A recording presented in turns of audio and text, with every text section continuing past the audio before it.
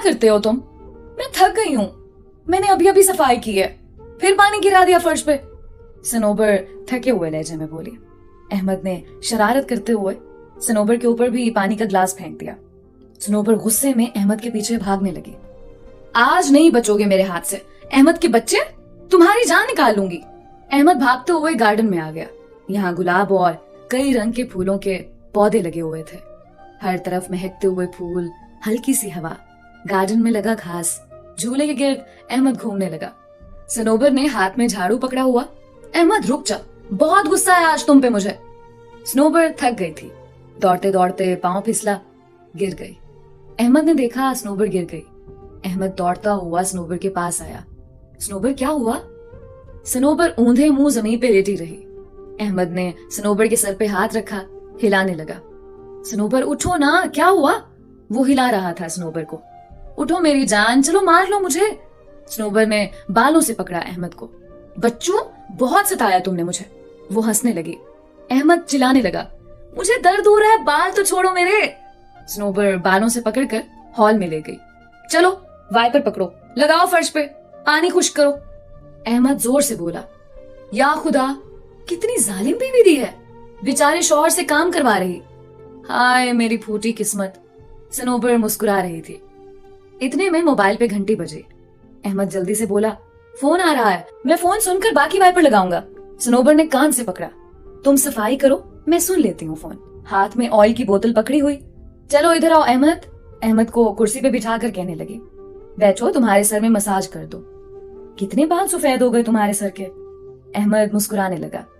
जुल्म भी करती हो शोहर पे और इतना ख्याल भी रखती हो। अहमद जमीन पे बैठ गया।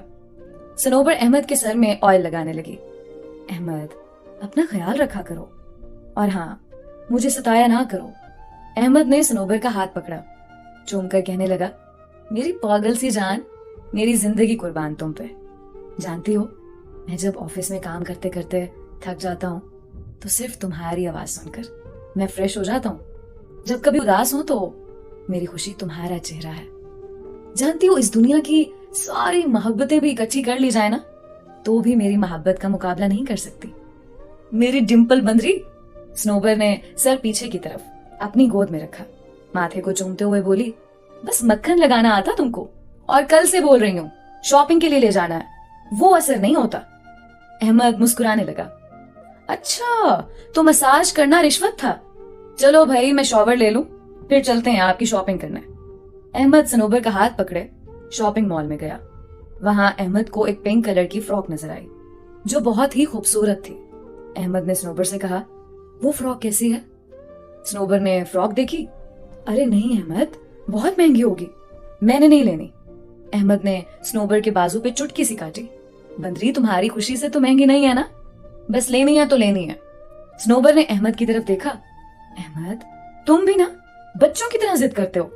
क्या करनी लेकर वो, घर में तो पहन नहीं सकती, जाकर बस अलमारी में रख देनी है। पहले ही इतने कपड़े पड़े हुए हैं जो एक बार भी नहीं पहने मैंने।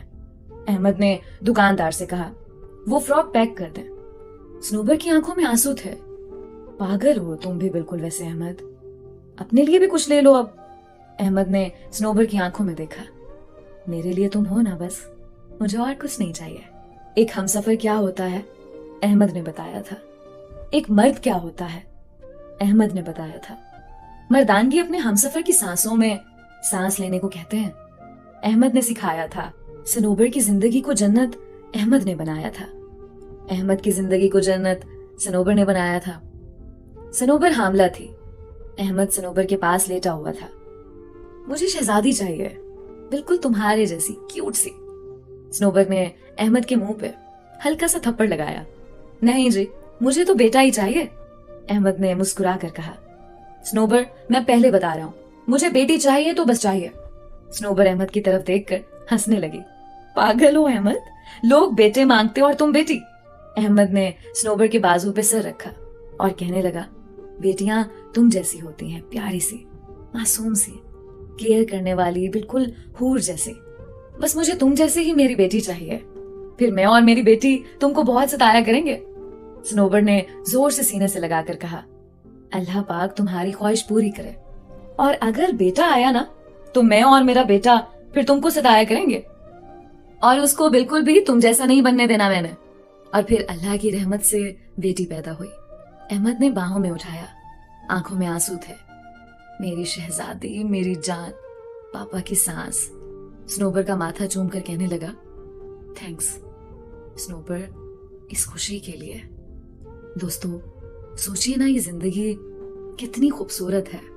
जिंदगी की डोर हमारे ही तो हाथ में है। हम ही स्नोबर हैं, हम ही अहमद भी।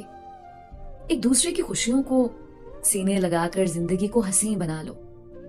वरना रोती हुई शहजादियां, गालियां देते हुए मर्दों का तो जमाना भरा है। आग लगाओ इस अना को जो खुशियों को खा जाए। हाथ थाम कर मोहब्बतों से रिश्ते निभाओ ना, सब्र, बर्दाश्त और समझ कर। साथ चलने को हम सफर कहते हैं।